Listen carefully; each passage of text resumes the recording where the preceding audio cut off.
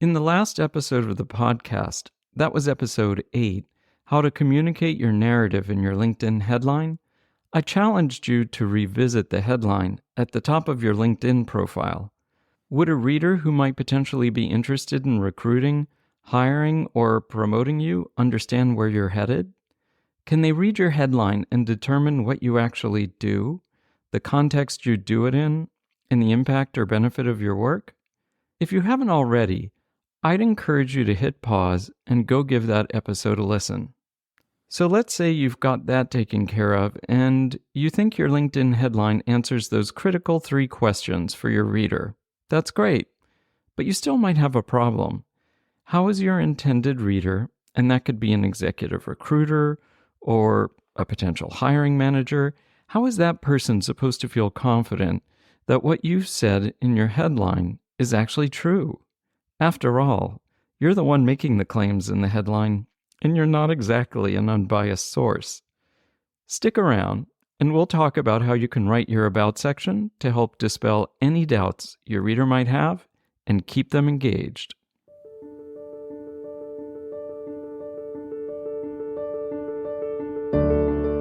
I'm Doug Lester, an executive coach and career strategist to MBAs and ambitious professionals. I've worked one-on-one with well over 1,000 people, helping them craft compelling work-life narratives and advance satisfying, meaningful careers. When it comes to your career and your life, if you don't craft your own narrative, then someone else might do it for you, and you might not like what they come up with. So let's work together on your narrative now. If you know a little about my background, you probably know that I was a consumer products marketer in personal care and healthcare for about 10 years after getting my MBA at Wharton. I developed a lot of advertising. I guess you could call me a marketer at heart. And I tend to think about LinkedIn profiles like I was taught to think about advertising, with a headline, a reason to believe, and some character standing in for brand imagery. Your LinkedIn profile is a marketing piece after all. When I was in marketing at Neutrogena and we were advertising, let's say, Healthy Skin Anti-Wrinkle Cream, we might have made a bold claim in the headline. Something like, healthier, younger-looking skin in just 2 weeks. Now that's a pretty big claim. I wouldn't blame you if you're a little skeptical, so I'd need to elaborate a little about what that means, and then I need to give you a reason to believe that it's true. So beyond showing you a beautifully lit image of the product on a pristine white background, maybe with some water, all strongly associated with the brand, I might also provide some explanation or elaboration on the headline and a few reasons to believe that the claims in the headline are true. Maybe we'd go on to say that in clinical studies conducted by a dermatologist, the people who used Healthy Skin Anti-Wrinkle Cream saw a 25% reduction in the appearance of fine lines and wrinkles, and a 33% improvement in the evenness and tone of their skin. So there you go. That's the explanation of what it means to have healthier, younger-looking skin. And then, we need a reason to believe. How is it possible that this product can deliver those results? For this example, let's say that the product's formula incorporates a first-ever slow-release retinol delivery system with vitamins A, C, and E. And for good measure, let's include the fact that the product is the #1 recommendation of dermatologists. Just saying. So we've made a claim, we've elaborated on that claim, and we've offered up a reason to believe the claim, all in a beautifully presented ad that reflects the unique brand character of Neutrogena. So let's do that for you, or the imaginary person we developed a headline for in episode 8. That headline, if memory serves me correctly, was Introducing Cutting-Edge Advances in Consumer Tech that Drive Growth and Help People Live Healthier Lives. Just like in a print ad for Neutrogena, how do we make the reader feel more confident that what you've claimed in the headline is actually true? Let's start in the first paragraph of the About section by elaborating on the headline. You can only say so much in a LinkedIn headline. The character limit is currently set at something like 220, I think.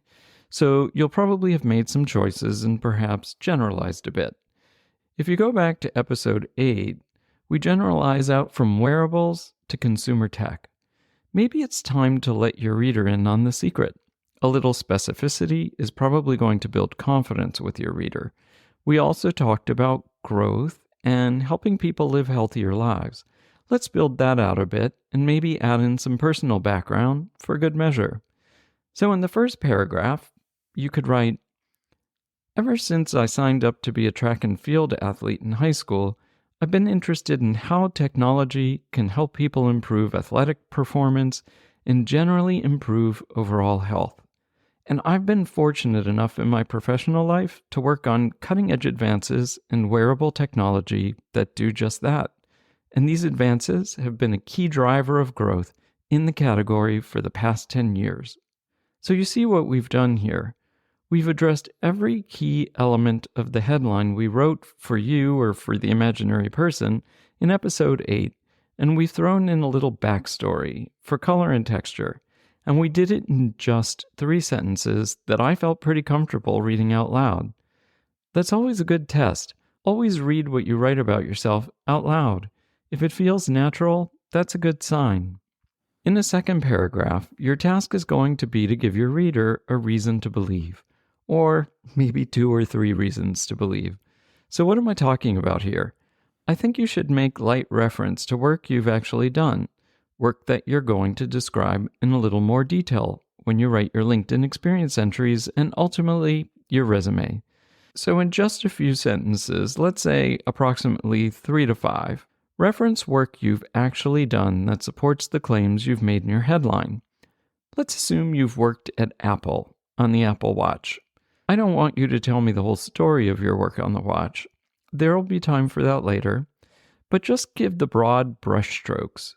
Give me a sense of what you did and why it mattered. It could potentially go something like this. Working on the Apple Watch, I led a cross-functional team that sourced technologically advanced components on tight timelines.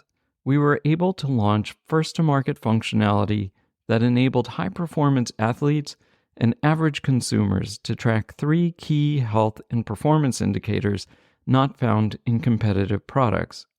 So the trick here is to provide the outline of a story, but resist providing the detail that will turn it into a full resume bullet or even an interview answer. Notice that I didn't provide any numbers or too many specifics.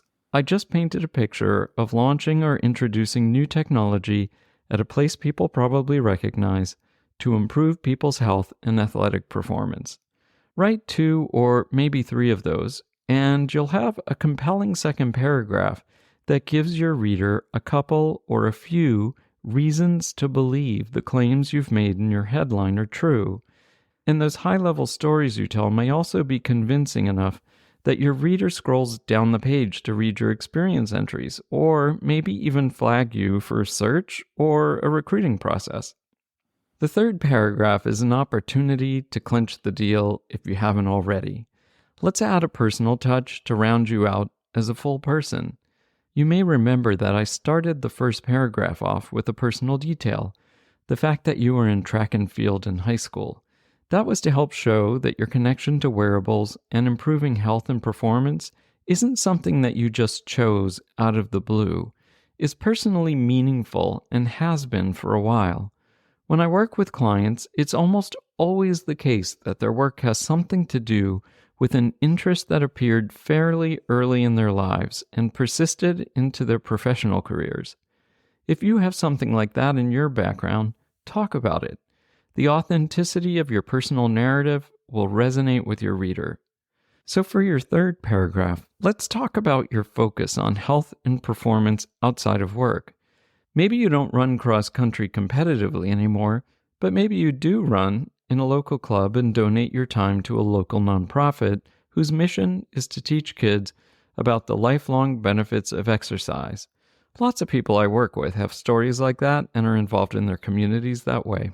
So your last paragraph could start something like this. While I don't run competitive cross-country races anymore, I rarely miss weekend runs with my local group. We support each other's performance and health goals, and sometimes follow them up with an occasional cheat at our favorite bakery. You do like a good pecan sticky bun after all. And maybe as a last sentence you say, I think it's important to develop good fitness and health habits at an early age, so I lead workshops for high school-age kids about making use of technology to pursue lifelong fitness. Nice. You've offered a limited view into your personal interests and potentially made yourself more relatable to your reader who might admire your dedication to the cause, which just happens to be relevant to your professional life.